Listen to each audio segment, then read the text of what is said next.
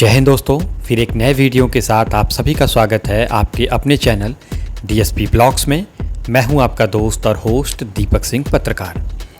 दोस्तों, आज के इस वीडियो में मैं आपको लेकर चलने वाला हूं भारत की सबसे खतरनाक और सबसे रोमांचक यात्राओं में शुमार एक ऐसी धार्मिक यात्रा पर जिसमें कहीं कहीं आपको पैदल तक चलने के लिए रास्ते नहीं मिलते हैं, पीने के लिए पानी नहीं मिलता और सांस लेने के लिए पर्याप्त ऑक्सीजन तक नहीं मिलता। इस यात्रा की एक काली सच्चाई ये भी है कि कुछ यात्री हर साल यहाँ पर अपनी जान जरूर गंवाते हैं। जी हाँ, मैं बात कर रहा हूँ श्रीखंड कैलाश यात्रा की। तो आइए चलिए मेरे साथ दुनिया के सबसे खूबसूरत और सबसे रोमांचक सफ़र पर और साक्षी बनिए श्रीखंड महादेव के दर्शन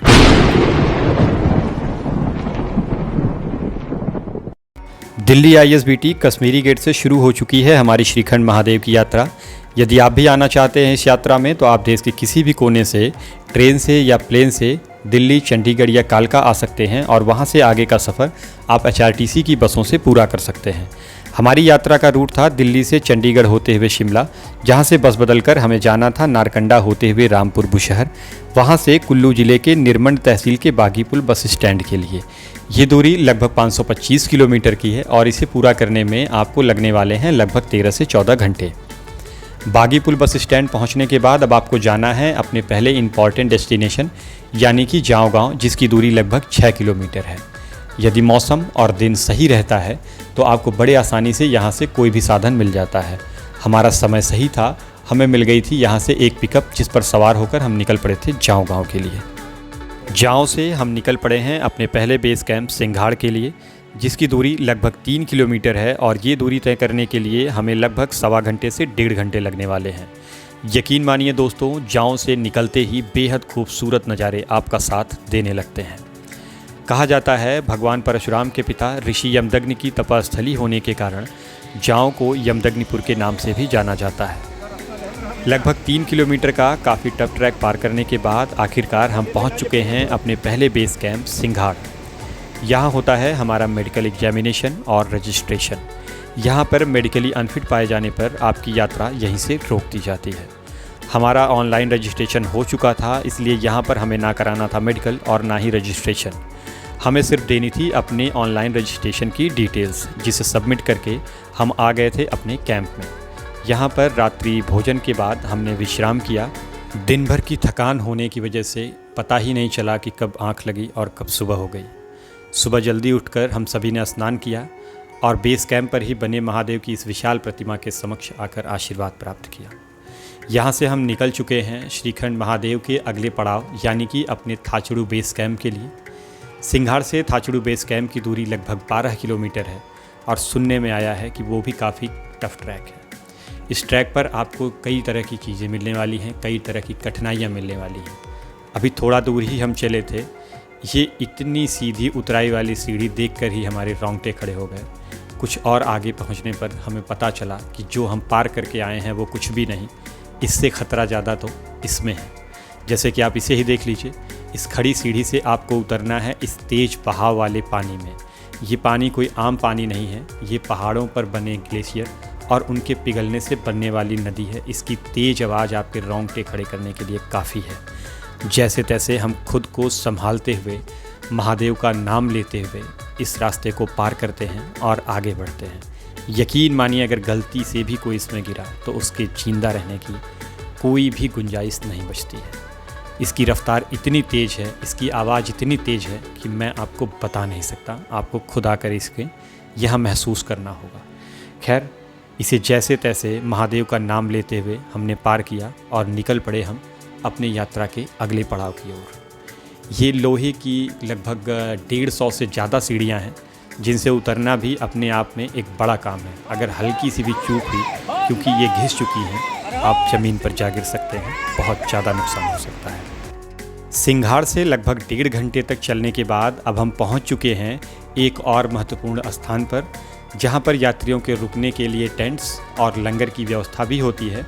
आप यहाँ के टेंट्स के भीतर भी देख सकते हैं, बिल्कुल साफ़ सुथरी व्यवस्था है और यात्री यहाँ पर आकर रुक सकते हैं।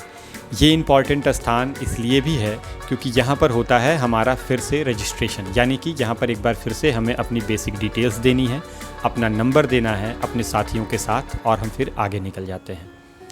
अब हम पहुँच चुके हैं बराहटी नाला। इसे बराहटी नाला इसलिए कहते हैं क्योंकि यहाँ पर बहुतायत बरास के ही पेड़ हैं, और बरास के पेड़ों का एक बड़ा समूह होने के साथ ही साथ बीच से एक नदी बहती है जिसे यहाँ पर नाला कहते हैं, इसीलिए ये बराहटी नाला नाम से जाना जाता है। सच रही है शिव गौरा की ये जोड़ी, गौरा की आस अधूरी हो गई है आज पूरी। महादेव की भक्ति में मदमस्त होकर नाचते गाते गुनगुनाते इन भक्तों को देखने के बाद अब मैं आपको कुछ ऐसे भक्तों से मिलवाता हूं जिनकी यात्रा पूरी हो चुकी है। यात्रा के दौरान और यात्रा के बाद का उनका कैसा अनुभव रहा वो भी मैं आपको सुनवाता हूं, तो आइए सुनते हैं। कहाँ से अंकल आप? मैं डिस्ट्रिक्ट मंडी गाँव सक्काबाद।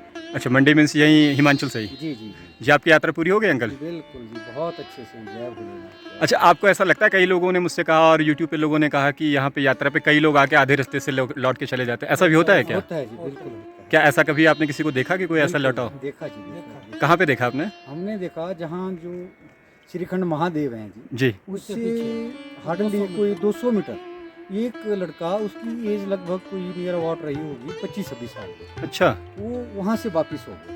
25-26 साल के लड़के भी वापस हो जाते हैं? बिल्कुल जी, बिल्कुल। अच्छा, आपकी और ऐसा है कि कोई 75 साल का भी ऊपर चले जाते हैं। अच्छा, ये ऐसा कैसे हो पाता है? मतलब 25 साल का लड़का चला है? Will power will power. और जो भोले का अच्छा अंकल, आपकी कौन सी यात्रा है? ये पहली है या इससे पहले भी आपने फर्स्ट की? टाइम। ये फर्स्ट टाइम है। जी, जी। अच्छा अंकल, आपका नाम क्या है? मेरा नाम कुलदीप ठाकुर है। अच्छा, और आपकी एज क्या होगी? मेरी 53 है। अच्छा, और अंकल आपकी? इनकी 54 है। अच्छा, और आप भी यहीं से हैं? आप दोनों का अच्छा, आपका नाम क्या है? Rakesh. Rakesh. Okay, thank you uncle. Har Har Mahadev. जय भोले। थकान मिटाने और इस यात्रा को और खूबसूरत बनाने के लिए हमारे साथियों द्वारा किए जाने वाले इस प्रयास को भी आपको ज़रूर देखना चाहिए।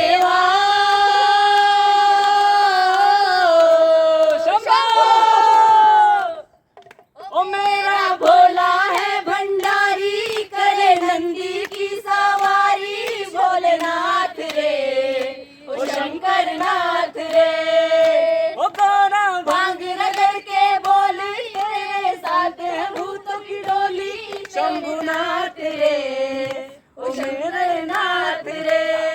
ये रास्ता थोड़ा कम चढ़ाई भरा है, पर ये रास्ता बिल्कुल गीली मिट्टी से लदा हुआ है।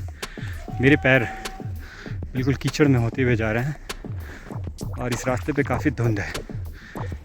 ये धुंध इस बात का है कि हम इतनी ऊंचाई पर पहुंच चुके हैं जहां पर बिल्कुल बादलों के बीच होकर हम चल रहे हैं। हमारे मित्र नितेश जी हैं, जिनकी हड्डियां भी काफ़ी मजबूत हैं, और ये मुझे छोड़कर ऊपर चले आए थे, और अभी अपनी दोस्ती दिखाने के लिए, प्यार जताने के लिए यहाँ पर रुक गए, ताकि, और ये हमारी पूरी टीम है, ये हमारी। जय भोले। फ्री में आपको ये अनासपत्ती खिलाएं, सेब खिलाएं। मेरी जिंदगी का सबसे खूबसूरत यात्रा है। यात्रा कोई हो नहीं सकती है। तो आप जब भी आएँ तो ऐसे अच्छे अच्छे भाई बहनों को लेके आएँ, ताकि आपकी यात्रा अच्छी रहे। तो ये एक बुजुर्ग की नसीहत आप सबको है, माने तो आपकी मर्जी, ना माने। जो लोग कहते हैं डेंजर रास्ता है, डेंजर है, डेंजर, मैं उनको बता दूं कि ये दुनिया की सबसे खूबसूरत यात्रा है, आना चाहिए सबको। यात्रा खूबसूरत है, हम खूबसूरत है, तभी यात्रा खूबसूरत है। वाकई इंसान खूबसूरत होता है। दोस्तों, अब ये रास्ता एक बार आप फिर से देख सकते हैं। यहाँ पर हम पत्थरों के सहारे नहीं, पेड़ों की जड़ों के सहारे चढ़ रहे हैं, और ये पूरी मिट्टी गीली हो रखी है। हम कह सकते हैं कि मिट्टी और पत्तों के दलदल के बीच में हम इन जड़ों के सहारे श्रीखंड महादेव की इस यात्रा में आगे बढ़ रहे हैं। और मैं ही एकमात्र यहाँ पर ऐसा हूँ जिसके ना घुटनों में कोई दर्द है, ना सांस फूल रहा है, और मैं सबको मोटिवेट करते हुए लेकर चल रहा हूँ, और मैं सबको ये विश्वास दिला रहा हूँ कि विश्वास करो, महादेव आपके साथ हैं, थकिए मत, रुकिए मत, और चलते रहिए। निश्चित ही जल्द से जल्द आप लोग महादेव के चरणों में होंगे, और आपको उनका आशीर्वाद मिलेगा। सुबह लगभग 6:30 बजे से हमने आज की अपनी यात्रा शुरू की थी सिंघाड़ बेस कैंप से थाचड़ू बेस कैंप के लिए। इस बीच की दूरी लगभग 12 किलोमीटर है, और इस वक्त 3 बज चुके हैं। लगभग 7.5 घंटे से ज़्यादा का वक्त गुजर चुका है। हमें यहाँ पहुँचने में अमूमन लोग यहाँ पर रुकते हैं क्योंकि यहाँ पर रुकने और खाने के ढेर सारे ऑप्शन हैं। यहाँ पर फ्री में लंगर और टेंट भी मिलते हैं। पर हमारे साथियों का मन है कि हम भीम तलाई बेस कैंप पर रुकें, जहाँ पर इनके साथियों के टेंट हैं। तो हम सब ने अपना सामान जमा करके यहाँ के लंगर का आकर प्रसाद चखा। वाकई यहाँ का प्रसाद बहुत ही स्वादिष्ट था। हम सब ने पेट भर कर यहाँ पर प्रसाद ग्रहण किया और इसके साथ ही हम फिर से एक बार अपनी यात्रा के अगले पड़ाव यानी कि काली टॉप की तरफ बढ़ चले। शरीर अंदर से पूरी तरह से थक चुका था, पर साथियों का साथ था, उसे छोड़ना भी नहीं था, उनकी बात को मानना भी था और हम निकल पड़े काली टॉप बेस कैंप के लिए। पहाड़ की इस ऊंचाई पर जहां पैदल चलना भी हमारे लिए बेहद मुश्किल साबित हो रहा था, वहीं इन लोगों के कंधे और सर पर इस भारी भरकम बोझ को देखने के बाद हम विवश हो जाते थे सोचने पर कि वाकई मजबूरी सब कुछ कितना आसान कर देती है, भारी से भारी बोझ को कितना हल्का बना देती है, इन्हें पहाड़ पर चढ़ा देती है। सुबह 6:30 बजे से चलते हुए हम काफ़ी थक चुके थे। इस वक्त शाम के लगभग 5 बजने वाले हैं और अब हम पहुंच चुके हैं अपने एक और इम्पॉर्टेंट लैंडमार्क काली पहाड़ी के टॉप पर, जहां माता काली का एक छोटा सा पूजा स्थान भी है। इसे काली टॉप भी कहते हैं। मान्यता है कि यहाँ पर उगने वाले ये लाल पीले फूल माँ काली को बहुत पसंद हैं। ये फूल हमने माँ काली के चरणों में अर्पण के साथ ये कामना की कि इस वर्ष आए समस्त यात्रियों की यात्रा सकुशल संपन्न हो। जय माँ काली। अब हम भीम तलाई के लिए काली टॉप से नीचे उतर रहे हैं। यात्रा में तो तमाम रास्ते मिले जो एक से बढ़कर एक खतरे भरे थे, पर ये एक बिल्कुल साफ दिखने वाला रास्ता मेरे हिसाब से काफ़ी खतरे वाला था। लगभग 50 से 55 डिग्री की खड़ी ढलान से आपको उतरना है। अगर हल्का सा भी आप चूके तो लगभग 200 से 300 मीटर आप नीचे जाकर गिरेंगे, जहाँ पर ज़िंदगी का बचना लगभग नामुमकिन है। तो यहाँ अगर आप आते हैं तो एक अच्छे ट्रैकिंग शूज़ के साथ, बहुत ही सूझबूझ के साथ आपको इस उतराई को उतरना है और संभाल कर चढ़ना है, क्योंकि ये बहुत ख़तरनाक है। आखिरकार हम पहुंच चुके हैं अपने भीम तलाई कैंप पर, जहां पर आज रात्रि विश्राम, भोजन और गंगाधरा हर हर भोले नमः शिवाय, ओम नमः शिवाय, ओम नमः शिवाय, हर हर भोले नमः शिवाय, ओम नमः शिवाय, ओम नमः शिवाय, हर हर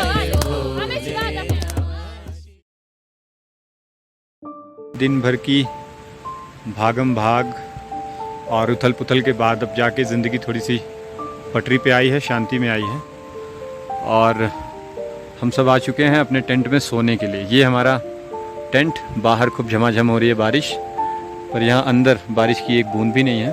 और अभी हम सोए नहीं हैं, बट बहुत अच्छा फील आ रहा है। तो मैंने सोचा मैं आपके साथ ये टेंट का भी अपना सीन शेयर करूं, क्योंकि दिन में हम क्या करते हैं ये तो हम आपको दिखाते ही हैं, बट हम रात में क्या करते हैं और कैसे हम यहाँ सोते हैं और कैसे हम यहाँ सर्वाइव करते हैं श्रीखंड महादेव यात्रा के दौरान, तो हम चाहते हैं कि हम आपको वो भी दिखाएं।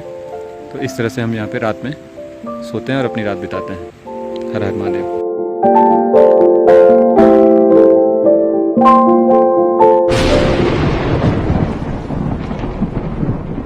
श्रीखंड महादेव यात्रा सीरीज़ के इस सेकंड एपिसोड में आप सभी का स्वागत है। बीते दिनों की थकान की वजह से यहाँ हमें कब नींद लगती है और कब सुबह हो जाती है पता ही नहीं चलता। आँख खुलने के साथ ही साथ एक बार फिर से हमारी यात्रा शुरू हो जाती है श्रीखंड महादेव के दर्शन के लिए। आज की हमारी यात्रा बहुत लंबी तो नहीं होने वाली है, फिर भी यहाँ की छोटी मोटी यात्राएं भी आपको काफ़ी थका देने वाली होती है, क्योंकि बढ़ती ऊंचाई के साथ ही साथ एल्टीट्यूड भी बढ़ता है। वातावरण में ऑक्सीजन की मात्रा घटती है, जिससे हमें थकान जल्दी जल्दी लगती है। हम कुछ ही आगे चले थे, हम थक चुके थे, पर यात्रा में कुछ ऐसे लोग दिखे जिनके कंधे पर इस भारी भरकम बोझ को देखने के बाद हम सबको विचार करना पड़ता था कि जब ये लोग इतनी ऊंचाई पर इतने भारी सामान को लेकर जा सकते हैं और आ सकते हैं, तो हम क्यों नहीं। ऐसे ही कुछ यात्री भी हमें मिलते थे जिनका शानदार अनुभव सुनने के बाद हम सबका मनोबल बढ़ता था। ऐसे ही एक सीनियर सिटीजन का अनुभव आप सबको आइए सुनाते हैं। हर हर महादेव। दोस्तों, हम सभी नौजवान खून यहाँ पर आके थोड़े से ठंडे पड़ गए, पर हमारे एक अंकल हैं जो ऊपर सभी चलते हुए आ रहे हैं और मेरे बड़ा कहने पे ये यहाँ पे रुके। अंकल क्या नाम है आपका? नीरज। नीरज। अंकल कहाँ से हैं आप? हरिद्वार से। अच्छा, कब आपने ये यात्रा शुरू की थी? मैंने आज चौथा दिन है को। और 4 दिन में मतलब आप चढ़े भी और वापसी भी हो रही है? वाह अंकल। और अभी आपको ऐसा कुछ फील नहीं हो रहा है कि मैं बहुत थक गया हूँ और मुझे रेस्ट करना चाहिए? अच्छा, ऐसा क्या मतलब कुछ खाने पीने का है या बाबा की भक्ति का कुछ ऐसा नशा है? बाबा की भक्ति है। Okay uncle, Har Har Mahadev. हर महादेव, जय शंभो। सर आपका सफ़र? मैं जहाँ श्रीखंड महादेव जी हैं जी। उससे थोड़ा सा पहले बर्फ़ है, हाँ हाँ। तो वहाँ जाके मैं बस हो गया था। अच्छा, ऐसा क्यों? मेरे से बस का नहीं था कि मैं आगे तक दर्शन कर लूँ। अच्छा। तो 2 बच्चे आए, भक्त आए, हाँ हाँ। वो मुझे लेके गए और दर्शन करवाए। सही किया। अच्छा जी। जय शंभो। तो आपको क्या लगता है वो महादेव ने 2 भक्त आपके पास भेजे कि आप उनको? कौन थे मुझे नहीं पता। वो उनके भाई उनकी सवारी थी, उनको लेके गई। और वो बहुत बड़ा भारी उन्होंने भाड़ा ले रखा था। अच्छा। वो नीचे से लेके गए, भाड़ा ले गए और कोई डंडी नहीं, कुछ नहीं उनके पास। हाँ। वो भाड़ा भी उन्होंने नीचे नहीं रखा। अच्छा अंकल, कुल मिला के कैसा अनुभव रहा आपका यहाँ का? बहुत बढ़िया, बहुत बढ़िया। आप चाहते हैं कि यहाँ और लोग भी आते रहें? बहुत बढ़िया।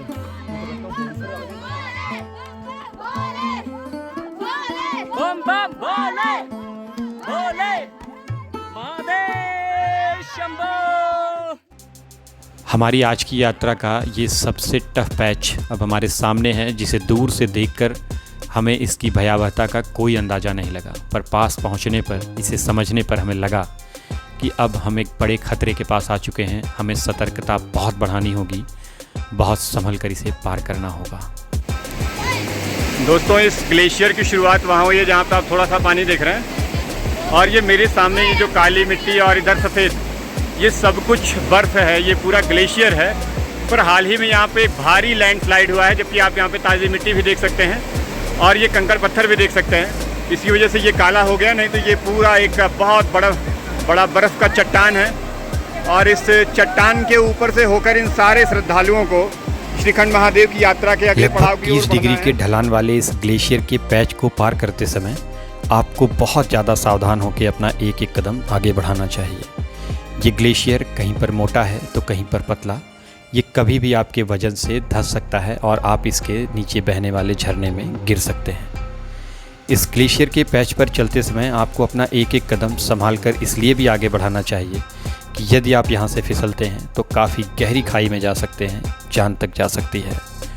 कुछ लोग अपनी असावधानी की वजह से राहत बचाव दल के स्ट्रेचर पर आ जाते हैं, अपने साथियों के साथ साथ अपनी पूरी यात्रा को बर्बाद कर देते हैं, तो कुछ अपनी जान तक से हाथ धो बैठते हैं। अब हम पहुंच चुके हैं सैकड़ों प्रजाति के रंग बिरंगे इन हिमालयन फ्लावर्स के इस पैच पर। कहते हैं कि इतने फ्लावर एक साथ अब आपको यहाँ के अलावा सिर्फ और सिर्फ वैली ऑफ फ्लावर में ही देखने को मिल सकते हैं। ये फूल बहुत खूबसूरत, बहुत आकर्षक हैं। कहा जाता है खूबसूरती जितनी अधिक होती है, खतरा भी उतना अधिक होता है। इनमें से कुछ फूल ऐसे भी हैं जिन्हें छू लेने से या सूंघ लेने से आपकी तबीयत ख़राब हो सकती है, आप बेहोश तक हो सकते हैं। इसलिए जिन्हें आप ना पहचानते हों इन्हें बिल्कुल ना छुएं, इनसे दूर ही रहें। हर हर महादेव। आपकी स्क्रीन पर दिखने वाला ये वो स्थान है जिसके विषय में मान्यता है कि इसी स्थान पर भगवान विष्णु ने किया था अताताई असुर भस्मासुर का संहार। जहाँ तक उस असुर का रक्त बहकर गया था वहाँ तक आज भी मिट्टी लाल है, बंजर है।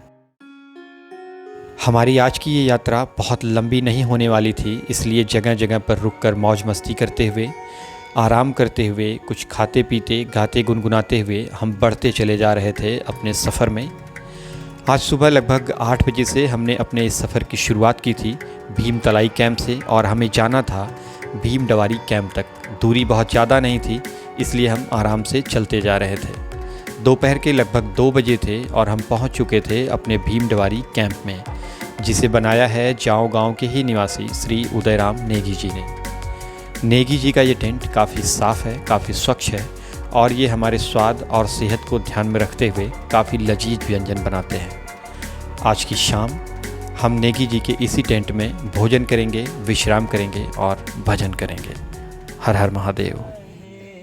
माए निनरिए शिमले दी राहें चंबा कितनी दूर है, चंबा कितनी दूर, शिमले निबसड़ा कसोली निबसड़ा है, शिमले निबसड़ा कसोली निबसना चंबे जाना जरूर है हाथी ना घोड़ा कोनो सवारी पैदल ही आइबो तोर दुआरी हे भोलेनाथ पैदल ही आइबो तोरे द्वार हे भोलेनाथ पैदल ही आइबो तोरे दर्शन के।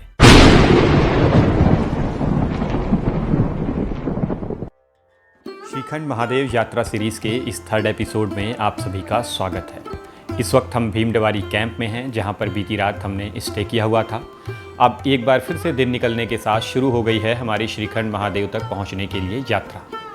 कल शाम जब से हम इस भीमडेवारी कैंप में आए हैं और इस वक्त तक एक तेज़ आवाज़ जो हमारे कानों में अभी तक गूंज रही है, वहाँ तक हम पहुँचने की कोशिश करते हैं। वो तेज़ आवाज़ है तेज पानी के बहाव की, और वो बहाव इस झरने का है। इसकी आवाज़ लगभग 2 किलोमीटर तक जाती है और इसमें पानी का बहाव काफ़ी तेज है। आज के दिन का हमारा सबसे पहला चैलेंज यही है कि इस तेज़ बहाव वाले पानी को हमें पार करना है। इस पत्थर पर फिसलन भी हो सकती है, पानी का बहाव भी है, तो अगर यहाँ पर आप संभल कर नहीं चलते हैं तो आप पानी के साथ बह सकते हैं, आपकी जान तक जा सकती है। भीमडेवारी कैंप से निकले हमें लगभग 1 घंटे से ज़्यादा का वक्त बीत चुका है। इस वक्त हम काफ़ी ऊंचाई पर पहुंच चुके हैं। यहाँ आपको मिलते हैं दूध से सफ़ेद बहते ये झरने, ये हरियाली भरे पहाड़ और ये बादल। इन सब को मिलाकर यहाँ की खूबसूरती का वर्णन किसी के लिए भी कर पाना नामुमकिन है। वो दूर दिख रहे नीले और पीले ये डॉट, ये कुछ और नहीं, ये हमारे टेंट थे जिनमें रात में हमने स्टे किया था, और आज वहीं से हमने अपनी ये यात्रा शुरू की है। सुबह लगभग 5:15 बजे से हमारी आज की यात्रा श्रीखंड महादेव के लिए शुरू हुई थी और इस वक्त बजने वाले हैं 7। हम पहुंच चुके हैं अपने यात्रा के एक और महत्वपूर्ण पड़ाव यानी कि पार्वती बाग पर। ये वो एकमात्र स्थान है जहां से आपको माता पार्वती के साथ ही साथ साक्षात होते हैं श्रीखंड महादेव के दर्शन। कहा जाता है श्रीखंड जाते समय माता पार्वती यहाँ पर कुछ दिनों के लिए रुकी हुई थी और महादेव को पसंद आने वाले कुछ चुनिंदा फूलों का उन्होंने यहाँ पर एक बाग लगाया हुआ था, जिसके कारण इस स्थान को पार्वती बाग के नाम से जाना जाता है। साथ ही साथ दुनिया के कुछ विशेष अनुष्ठानों में प्रयोग होने वाला ब्रह्म कमल भी आपको यहीं पर देखने को मिलता है। अब हम निकल रहे हैं पार्वती बाग से और आप मेरे पीछे देख रहे हैं ये बड़े बड़े पत्थर और इन पे बने ये लाल पीले निशान। ये निशान हमें रास्ता बताते हैं। इन्हीं निशानों को देखते हुए, इन्हीं इंडिकेशंस को देखते हुए हमें आगे चलना है। इस समय यहाँ का नज़ारा इतना खूबसूरत है कि दिल तो कहता है कि यहीं पे ठहर जाएं, पर हमारी मजबूरी है कि अगर हम किसी भी सूरत में 2 बजे तक श्रीखंड महादेव के दर्शन नहीं कर पाते हैं, तब भी हमें वहाँ से वापस कर दिया जाएगा, क्योंकि अधिकतम 2 बजे तक ही श्रीखंड महादेव के पास तक आप जा सकते हैं और उसके बाद आपको वहाँ से वापस कर दिया जाएगा। बड़े पत्थरों के बीच से होकर हमें जाना। मेरी मजबूरी थी कि हर जगह हम कैमरा यूज़ नहीं कर सकते, क्योंकि रास्ते में तो एक से बढ़कर एक ख़तरनाक रास्ते हमें दिखे, जिनसे होकर गुज़रना देखकर तो लगता था कि मुमकिन नहीं है, पर महादेव की माया है, उनकी दी हुई शक्ति है कि आप उनका नाम स्मरण करते हुए धीरे धीरे बढ़ते जाते हैं और आप अपनी मंजिल के करीब आते जाते हैं।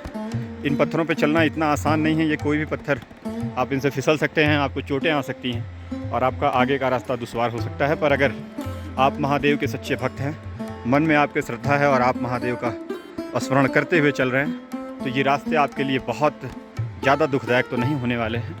पर आपको महादेव का स्मरण करते हुए चलना है और महादेव के भक्त ही इन रास्तों पर चल सकते हैं। 50 से 60 डिग्री की खड़ी चढ़ाई चढ़कर जैसे तैसे करके मैं अपनी बिछड़ी टोली के पास लगभग आ चुका हूँ और कहूँ तो इस वक्त तक मेरे पैरों से बिल्कुल जान जा चुकी है।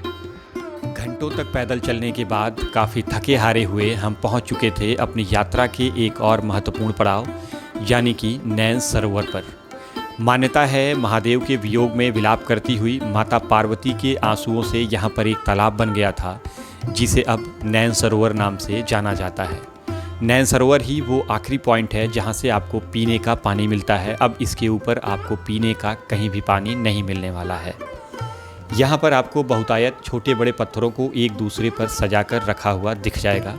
एक श्रद्धालु से इसका कारण पूछने पर पता चला कि यहाँ पर आप एक दूसरे पत्थरों को जितनी ऊंचाई तक रख सकते हैं, माता पार्वती आपको उतने ही ऊंचे भवन का सुख प्रदान करती हैं। लोकमत है कि इस सरोवर के जल में अद्भुत शक्तियाँ हैं। इसमें स्नान करने से शरीर के कई कष्ट अपने आप नष्ट हो जाते हैं। मुख्य तौर पर इस सरोवर का जल आँखों से संबंधित बीमारियों को दूर करने में बहुत कारगर माना जाता है। कहते हैं नैन सरोवर के बिल्कुल सामने स्थित इसी शिला में माता पार्वती आज भी विराजमान है और यहीं से श्रीखंड महादेव तक जाने वाले श्रद्धालुओं को अपना आशीर्वाद देती है। श्रीखंड महादेव की जय, श्रीखंड महादेव की जय, श्रीखंड महादेव की जय, श्रीखंड महादेव की जय, श्रीखंड महादेव। नैन सरोवर से आगे का सफ़र बहुत ही मुश्किलों भरा होता है। चढ़ाई काफ़ी खड़ी हो जाती है। वहीं समुद्र तल से ऊंचाई बढ़ने के कारण वातावरण में ऑक्सीजन की भी काफ़ी कमी हो जाती है।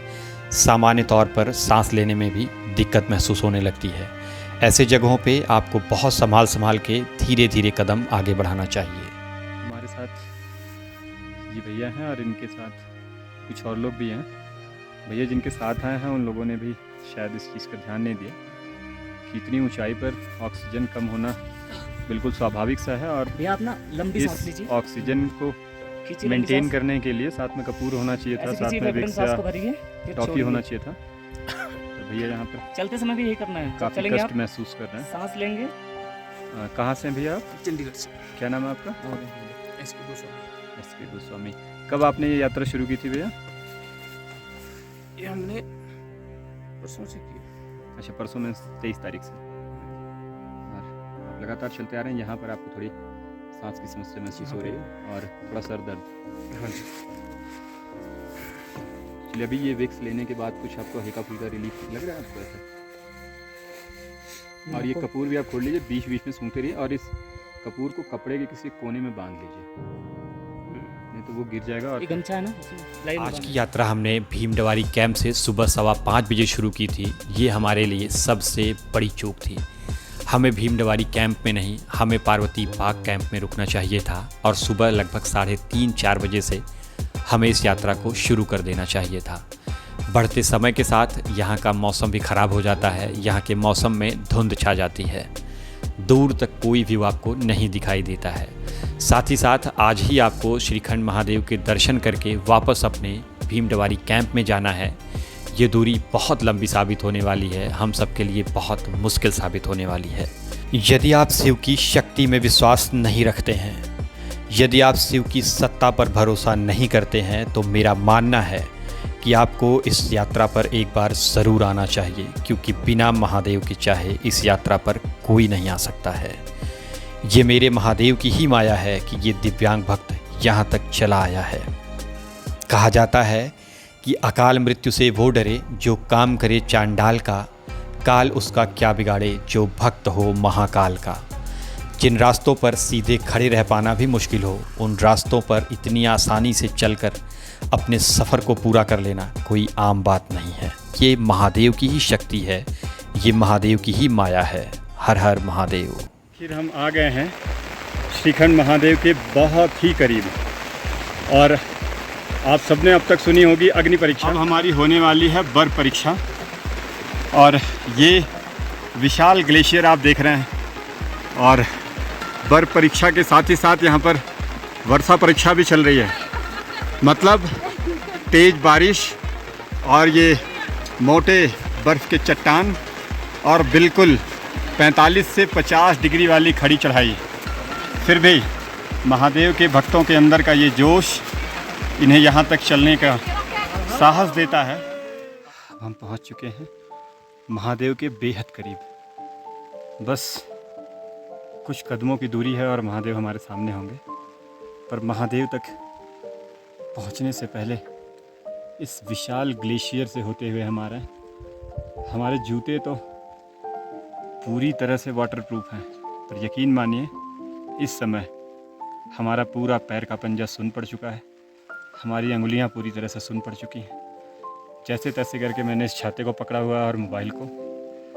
तो एक बार फिर से मैं कहना चाहता हूँ आप सबसे कि श्रीखंड महादेव की यात्रा का यदि मन में ख्याल आए तो मन को बहुत मजबूत करें, और जब शिव के प्रति अटूट श्रद्धा हो तभी श्रीखंड महादेव आए। ये दूर दूर तक फैली बर्फ़, ये कहें तो बर्फ़ का एक पहाड़ ग्लेशियर लगभग 200 मीटर से चलते हुए हम आ रहे हैं।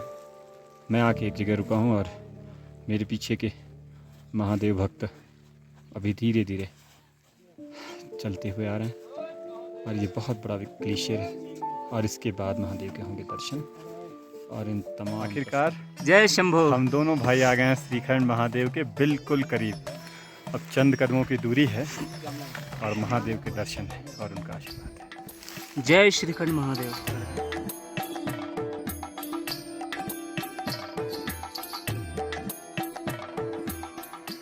दोस्तों, महादेव के इतने करीब पहुंचने का एहसास शब्दों में बयां कर पाना नामुमकिन है। इतने दुर्गम रास्तों से होते हुए लगभग 35 किलोमीटर की चढ़ाई चढ़ने के बाद हम पहुंचे हैं श्रीखंड महादेव। अब हम श्रीखंड महादेव की कर रहे हैं परिक्रमा। ये भी बड़े ही खतरनाक पत्थरों पर होते हुए हम श्रीखंड महादेव की परिक्रमा शुरू कर चुके हैं, क्योंकि ये विशाल शिवलिंग इतना विशाल है कि हमारे कैमरे में इसका एक साथ आ पाना संभव नहीं, वो भी इतने करीब से संभव सा है। तो हम इस शिवलिंग के बगल से होते हुए परिक्रमा कर रहे हैं। और आप आगे देख सकते हैं हमारी जामा विलेज की ये बहनें हमसे थोड़ी सी पहले आई थी और इन्होंने परिक्रमा शुरू कर दी है, और इन्हीं के पीछे हमने भी शुरू की है महादेव की परिक्रमा। हर हर महादेव।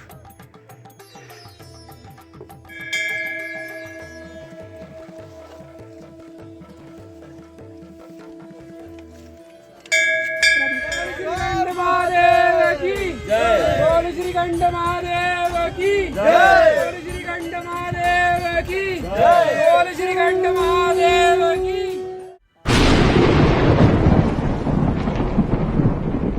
श्रीखंड महादेव की जय। श्रीखंड महादेव की जय। श्रीखंड महादेव की जय। श्रीखंड महादेव। श्रीखंड महादेव की यात्रा लगातार 3 दिनों तक चलते हुए हमने पूरी कर ली, और अब शुरू हो गई है हमारी वापसी। इस यात्रा में पहुंचना जितना कठिन है उतना ही कठिन यहाँ से वापसी है, या यूँ कहूँ कि उससे थोड़ा ज़्यादा ही कठिन, क्योंकि अब इस बर्फ़ से उतरते समय आपको अपना पैर धसा धसा कर नीचे उतरना पड़ेगा, क्योंकि आपका एक हल्का पैर आपको फिसला सकता है, और अगर आप नहीं संभले तो आप काफ़ी नीचे तक जा सकते हैं। नीचे जाकर आप पत्थरों से टकरा सकते हैं। पत्थरों से टकराकर काफ़ी नुकसान हो सकता है, जान तक जा सकती है। इसलिए इस पैच पर आपको बहुत ही संभाल कर एक एक कदम आगे बढ़ाना है और नीचे की तरफ बढ़ते जाना है। यात्रा की रौनक ख़त्म हो चुकी है, क्योंकि ये यात्रा ख़त्म हो चुकी है। थका हारा अब हर कोई अपने बेस कैंप तक वापस जाने की तैयारी में लग गया है। यात्रा का ये वो विशेष स्थान है जहाँ पर पत्थरों पर लाल पीले पेंट से निशान लगे हुए थे, जिन्हें देखकर हमें चलना था। यहाँ पर एक लैंडस्लाइड हुआ था जिसकी जानकारी हमें नहीं थी, और उन्हीं लाल पीले निशानों को देखते हुए हम काफ़ी नीचे तक रास्ता भटक कर चले गए थे। काफ़ी देर चलने के बाद अब हम पहुँचने वाले हैं अपने भीमडवारी कैंप के पास। ये वही झरना है जिसे दिन में हमने पार किया था। इस वक्त यहाँ पहुँचते पहुँचते रात के लगभग 7:30 बज चुके हैं, और आप देख सकते हैं पानी का बहाव बहुत तेज हो चुका है। रात बीतने के बाद एक बार फिर से हमारी यात्रा शुरू हो गई श्रीखंड महादेव के दर्शन के बाद, अब अपने नीचे के बेस कैंप की ओर जाने के लिए। रास्ते में आपको जगह जगह इस तरह के छोटे छोटे झरने मिलते जाएंगे, जिनके ऊपर से चढ़कर आपको इसे पार करना है। आपके जूते लाख वाटरप्रूफ हों, फिर भी इनका बहाव और इनमें पानी की गहराई ज़्यादा होने की वजह से आपके जूतों में ये पानी भर जाता है और आपके आगे की रास्ते को बहुत ही खतरनाक बना देता है। आपका रास्ता बहुत ही मुश्किल कर देता है। पैच के इन कुछ चढ़ाई वाले जगहों को आप देख सकते हैं। ये कुछ ऐसी जगह हैं जहाँ पर आपको दोनों पैरों और दोनों हाथों के सपोर्ट से आगे बढ़ना पड़ता है। दोस्तों ये है यहाँ का छोटा बंकर, जिसका इस्तेमाल यहाँ पर 12 महीने किया जाता है। और ये काफ़ी लंबाई चौड़ाई बना हुआ है, लेकिन इसका छोटा सा दरवाज़ा है। और इस बंकर का इस्तेमाल करते हैं यहाँ के रहने वाले जो निवासी है, जो यहाँ पर अपनी भेड़ बकरियाँ पालते हैं, ये उनका है। और अंदर पर्याप्त उठने बैठने की जगह है और यहीं पे वो हर सीज़न में रह सकते हैं। और यहाँ बीच में एक आग जलाने के लिए, अलाव जलाने के लिए भी इन्होंने बना रखा है, जिससे ये खुद को गर्म रखते हैं। और यहाँ की लोकल जो घास है वो काट के इन्होंने यहाँ पर बिछाई हुई, जिस पे ये बैठते हैं और खुद को गर्म करते हैं इस आग के जरिए। भेड़ बकरी आपकी हैं? ये क्या इशारे में आप इनको बोलते हैं? ये इसका मतलब क्या होता है? अच्छा, और जो एक दूसरा आवाज़ निकालते हैं आप? अच्छा,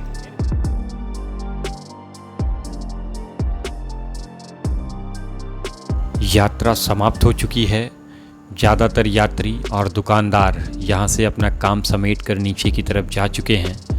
आप देख सकते हैं इन भेड़ बकरियों को, अब इनका भी समय यहाँ पर समाप्त हो चुका है और ये भी अब नीचे तलहटी की ओर बढ़ती जा रही हैं। अब ऊपर सिर्फ बचते हैं तो श्रीखंड महादेव, कड़ाके की ठंड, बारिश और एक वक्त के बाद बर्फबारी। तो दोस्तों, अब मैं आपको सुनाने जा रहा हूँ भस्मासुर के वध और श्रीखंड महादेव के स्थापना की कहानी। मान्यता है कालांतर में एक असुर ने घोर तपस्या करके शिव जी को प्रसन्न कर लिया और उनसे वरदान लिया कि वो जिस किसी के भी सर पर हाथ रखते वो जलकर भस्म हो जाए।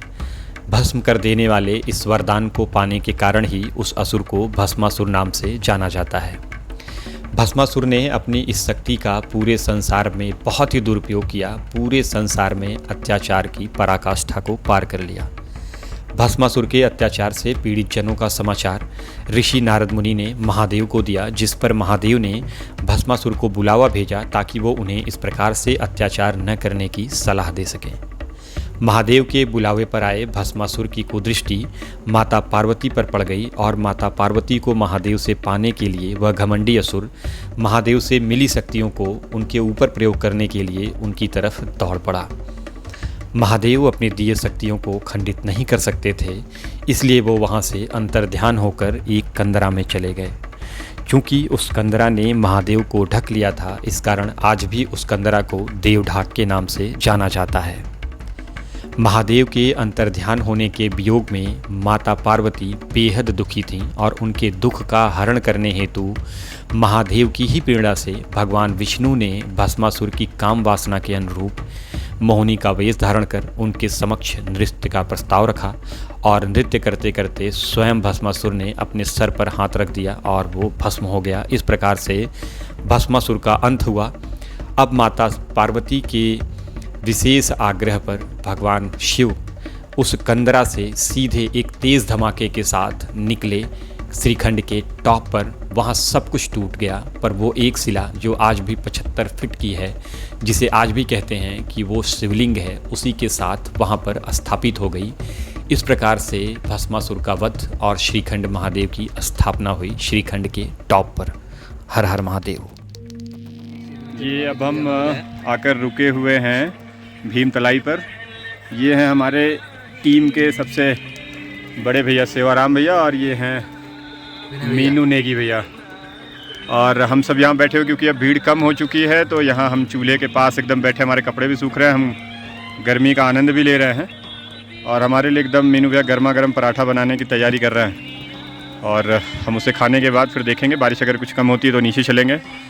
और हमारे बीच में ये अखंड शिव भक्त भैया। जय श्री कृष्ण महादेव। क्या नाम भैया आपका? मेरा नाम भाजी यशपाल। यशपाल भैया है। और हम सब अब यहाँ पर बैठे हुए हैं और यहाँ से कुछ खाने पीने के बाद तब आगे बढ़ेंगे। तब तक हम लोग यहाँ चूल्हे के आँच का आनंद ले रहे हैं और उसके बाद इनके करारे है सेवाराम भैया का अग्नि विस्तारक यंत्र।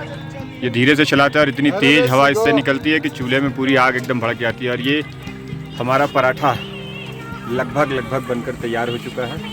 इसका कलर भी बड़ा प्यारा है और कलर तो जो भी है मैं शायद आपको पूरा ना दिखा पाऊँ, पर इसका टेस्ट जो इतना शानदार है उसे भी शब्दों में बता पाना बहुत ही मुश्किल है।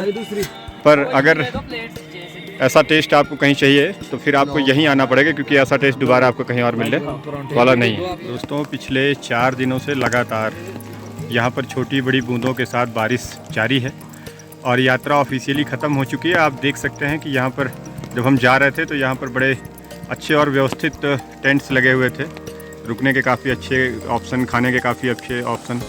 लेकिन अब हम लौट रहे हैं, ये यात्रा ऑफिशियली ख़त्म हो चुकी है, यात्रियों का आना जाना लगभग बंद हो चुका है और अब आप देख सकते हैं कि बिल्कुल इस रास्ते पर सन्नाटा है और इक्के दुक्के गिने चुने ही यात्री यहाँ से सफ़र कर रहे हैं। हम भी हिमाचल की उस पहाड़ी का वन जो देख के आपको लग सकता है कि ये अमेज़न के जंगलों का वर्षा वन है।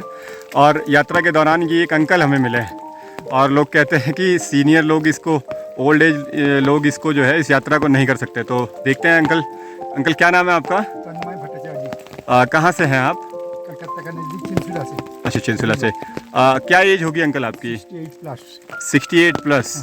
अच्छा, तो ये क्या आपको इस यात्रा के दौरान कहीं सांस फूलने की या सर दर्द की या उल्टी की या ऑक्सीजन की कमी ऐसी कहीं महसूस नहीं हुई? ऐसा कुछ नहीं हुआ, तो थकावट आई इतना ही। थोड़ी बस थकावट ही आई और ये रास्ता आपने ऐसे ही आसानी से तय कर लिया। और वहाँ महादेव तक चढ़ने में आपको क्या लगता है कि पूरा चढ़ा नहीं मैं जी तो क्या है पार्वती बाग का रात में इतना बारिश हुआ जी, सुबह में 5 से 2 आदमी ऊपर गया, हाँ। हम तीनों नीचे रह गए, पहले दर्शन हुआ मगर। अच्छा, वहाँ से आपने दर्शन किया। तो यहाँ तक जाने में आपको कहीं ऐसा डर नहीं लगा कि ये ऐसी पहाड़ियाँ हैं, फिसलन वाली पहाड़ियाँ हैं ऐसे? तो सोचने से जा नहीं पाएगा, विश्वास से चलना है, जो होगा। अच्छा, तो ये आप मानते हैं कि आपका आस्था और विश्वास आपको वहाँ तक लेकर गया और आप आसानी से चले गए? Okay uncle, thank you. Her Har Mahadev. Hello दोस्तों, ठंड इतनी ज़्यादा पड़ चुकी है कि कुछ कहने और सुनने लायक हम बचे नहीं। गीले जूते, जूते के अंदर हमारी पूरी अंगुलियां एकदम सूख चुकी हैं, गीले कपड़े, बेहतरीन दर्द कर रहे हैं, गीली टोपियाँ, सब कुछ गीले हैं। टेम्परेचर, और ये अंकल हैं, इनका पैर भी दिखाइए। टेम्परेचर मजेदार। कहाँ जा रहे हो भाई जी? अरे ठहर जाओ, नीचे बहुत बारिश हो रही है, स्लाइडिंग हो रहा है। बारिश और ठंड ने हमें काफ़ी थका दिया था। ये गर्मा गर्म ब्रेड पकौड़े की एक दुकान देखकर हम रुक गए। यहाँ पर हमने कुछ खाया और फिर हम आगे बढ़े। आप इस वन को देख सकते हैं, यहाँ के इस कोहरे को देख सकते हैं। आप अंदाज़ा लगा सकते हैं कि लगभग 12 महीने यहाँ का मौसम ऐसा ही रहता होगा, क्योंकि यहाँ के पेड़ों की जड़ों, यहाँ के पेड़ों के तनों और उनकी डालियों पर उगने वाले ये शैवाल बताते हैं कि यहाँ का मौसम ऐसा हमेशा रहता है। अब आपको आगे नीचे की तरफ बढ़ना है और आप देख सकते हैं कि यहाँ बारिश की वजह से रास्ते कितने ख़राब हो चुके हैं, कितने गीले हो चुके हैं। मिट्टी पहले से थी तो फिसलन बहुत बढ़ चुकी है। इस पैच से उतरते समय आपको बहुत सावधानी के साथ उतरना है, एक एक पैर कदम संभाल कर नीचे की तरफ बढ़ाना है, क्योंकि आपका एक गलत कदम आपको काफ़ी नुकसान पहुंचा सकता है। आपकी एक छोटी सी गलती आपकी ज़िंदगी की आखिरी गलती साबित हो सकती है।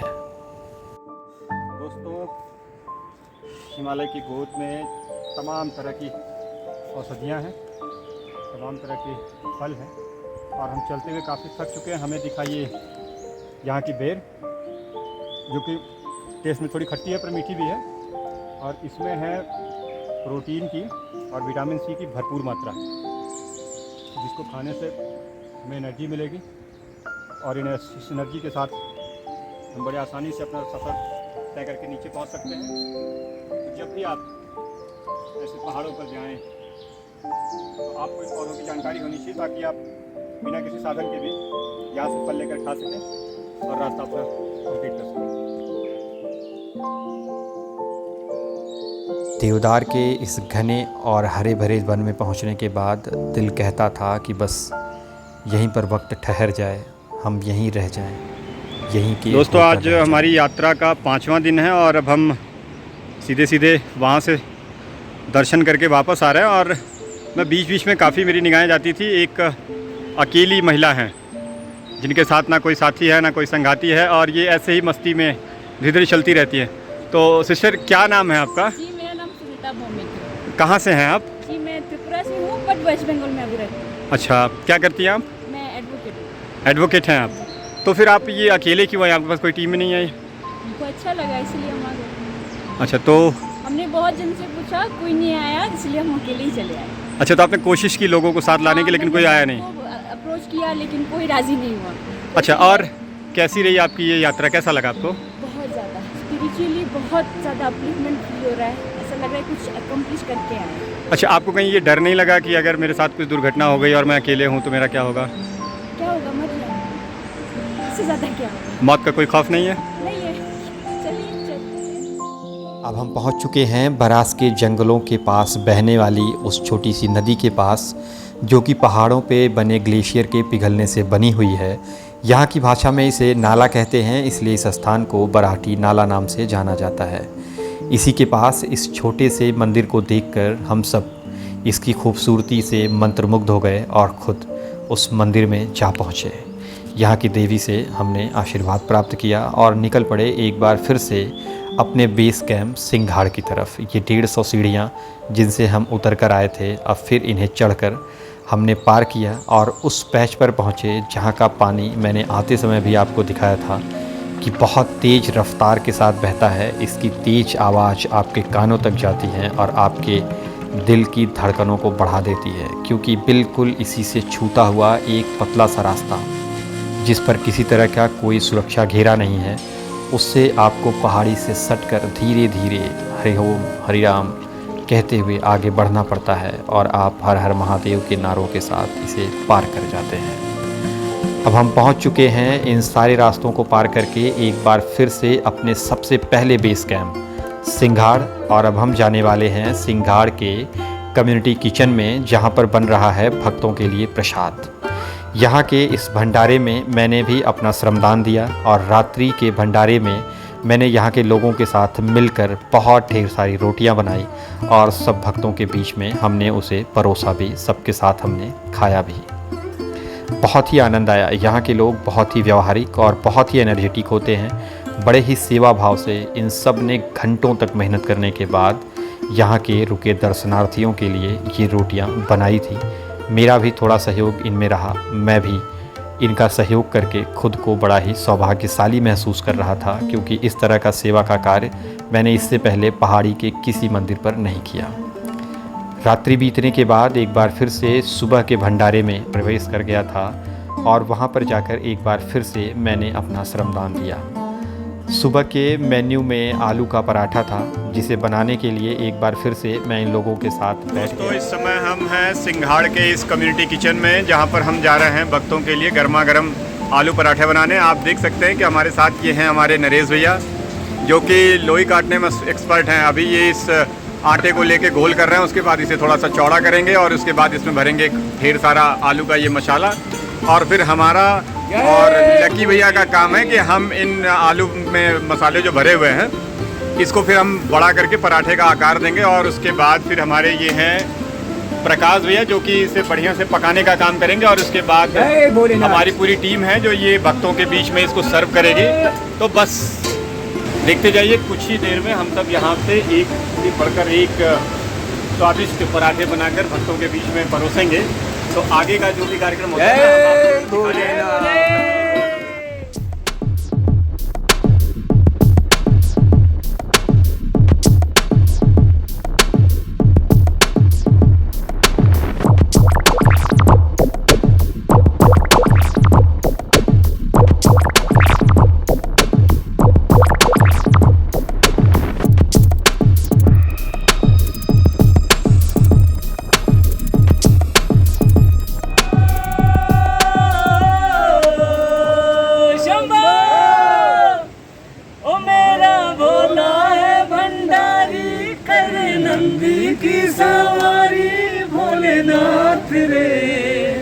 शंकर नाथ रे, ओ गौरा भांग रगड़ के बोली, तेरे साथ है भूतों की टोली, मेरे नाथ रे, ओ शंभू नाथ रे। महादेव के भजनों के बाद एक बार फिर से हमारी यात्रा शुरू हो गई सिंघाड़ बेस कैंप से जाओ गांव के लिए। ये दूरी लगभग 3 किलोमीटर है और हमारे साथ सिंघाड़ की पूरी टीम साथ में चल रही है। इस वक्त हम सब पहुंच चुके हैं उसी ग्लेशियर वाले नाले के पास, जहां पर एक बार फिर से हमारा मन ललचा और कुछ दिन हो चुके थे हमें नहाए हुए। हम सब ने यहाँ पर खूब पानी में मस्ती की। हमने हेलो फ्रेंड्स, कैसे आप लोग? शेरा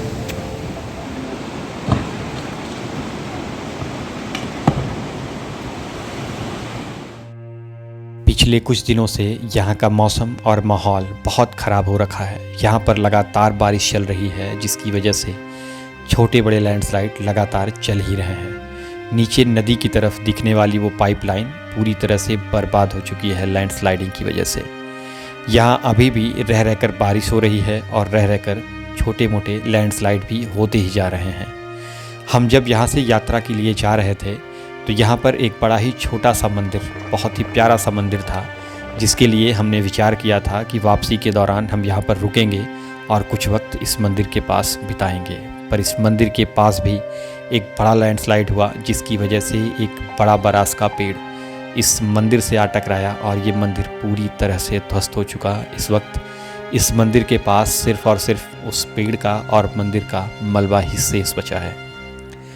पिछले कुछ दिनों से हो रही बारिश और लैंडस्लाइड की वजह से यहाँ पर काफ़ी लोग अभी भी फंसे हुए हैं। हम भी पिछले 2 दिनों से फंसे हुए थे लैंडस्लाइड की वजह से। इस कारण हम अपने सहयात्री बहनों के गांव ठारला गांव में उनके साथ रुके हुए थे। वहाँ का भी बहुत अच्छा अनुभव रहा। किसी अगले ब्लॉग में मैं आपको ज़रूर दिखाऊंगा। साथियों, इस तरह के लैंडस्लाइड वाले पहाड़ों के पास आप जब भी चलें तो आप कोशिश करें कि आपकी एक निगाह अगर सड़क की तरफ है तो आप कोशिश करें कि आपकी दूसरी निगाह पहाड़ की तरफ हो, क्योंकि इस तरह से आपको ऊपर से आने वाला कोई भी छोटा मोटा पत्थर जो स्लाइड होकर आ रहा है वो आपको दिख सकता है और वक्त रहते आप अपनी और अपनों की सुरक्षा कर सकते हैं। बारिश, लैंडस्लाइड और ख़तरे के बीच में घर जाना भी हमारा ज़रूरी था, क्योंकि हमारी यात्रा का समय पूरा हो चुका है और हम निकल पड़े हैं एक बार फिर से अपने घरों की तरफ। हम जा रहे हैं बागीपुल बस स्टैंड की तरफ, क्योंकि मैंने कहा था कि अगर वक्त और मौसम सही रहता है तो ही आपको जांव से बागीपुल के लिए साधन मिलता है, अन्यथा आपको पैदल ही जाना पड़ेगा। रास्ता पूरी तरह से ध्वस्त हो चुका है, इसलिए इस रास्ते को हमें पैदल ही तय करना पड़ा। जांव से बागीपुल की दूरी लगभग 6 किलोमीटर है, जिसे पार करके अब हम पहुंच चुके हैं बागीपुल बस स्टैंड पर और यहाँ से अब आगे का सफ़र हमारा यहाँ की बसों से होगा। तो दोस्तों, अगर वीडियो आपको अच्छा लगा हो तो इसे लाइक करें, दोस्तों के साथ शेयर करें और अगर आप चैनल पर नए हो तो बिल्कुल चैनल को सब्सक्राइब करना ना भूलें। साथ ही साथ बेल आइकन को प्रेस कर लें ताकि अगले वीडियो का नोटिफिकेशन सबसे पहले आपको मिल सके। वीडियो को अंत तक देखने के लिए बहुत बहुत धन्यवाद।